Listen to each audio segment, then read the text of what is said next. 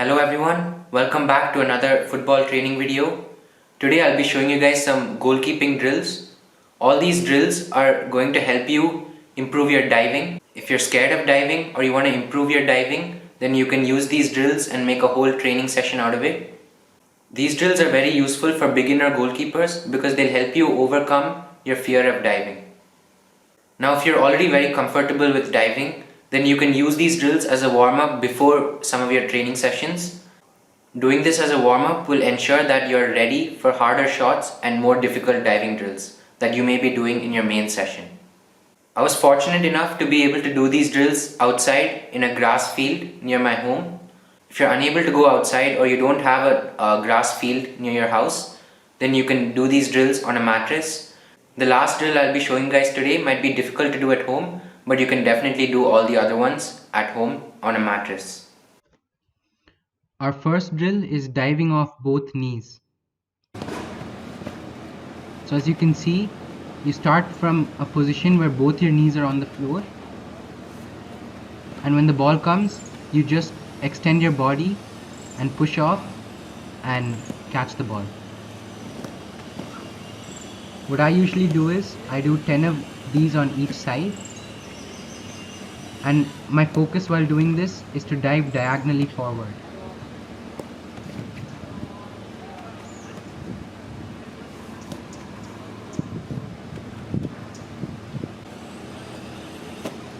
While doing this, start slow, ask the server to throw the ball slowly in the beginning so you can work on your technique, and as you complete 2-3 repetitions, ask them to increase the speed of the serve so you can start catching harder balls.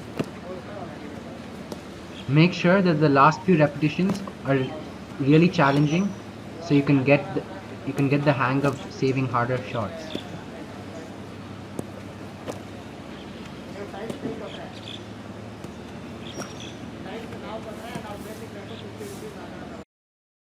Okay, so our next drill is low diving off of one leg. In this drill, you're going to keep your inside leg raised so that you can push off of that leg while extending into your dive. So in the previous one, we were on both knees. Now as you can see, we're gradually moving up. So finally we can move into a standing dive. While doing this, make sure you focus on diving diagonally forward, just like the previous one, except this time, make sure you get a really good push off of that raised leg. This drill is very useful because you can improve the power of that push off from the inside leg.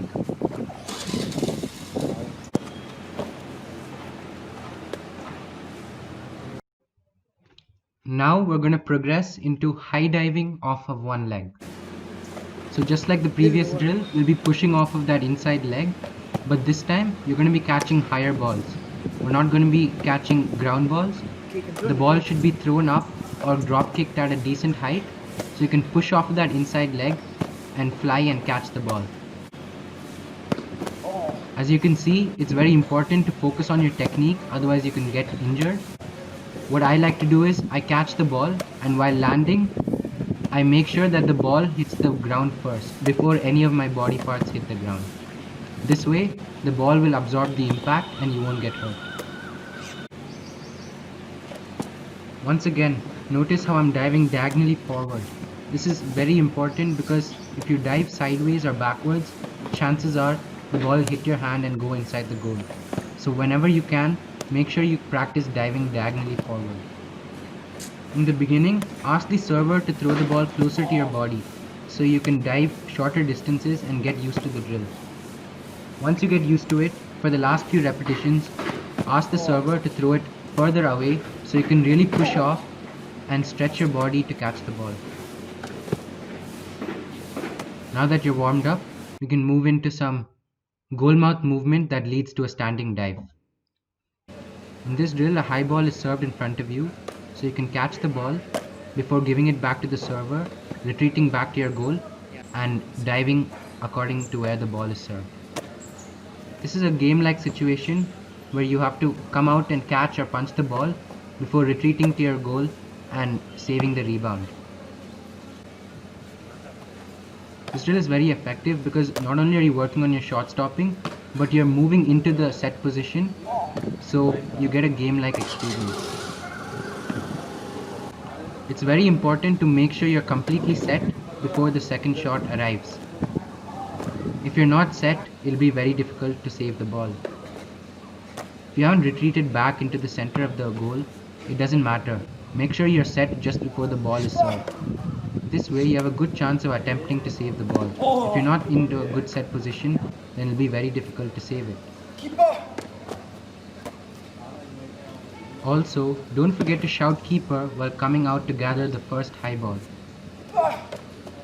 This is very important because if you do not shout keeper, your defender will never know if you're coming or not.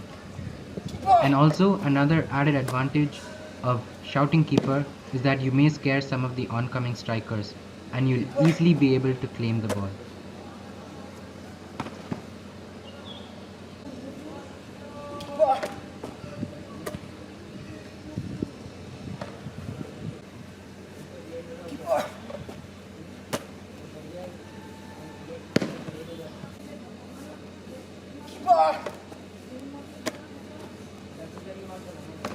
That's all I have for this video. If you like this video, make sure you like and subscribe for more training videos.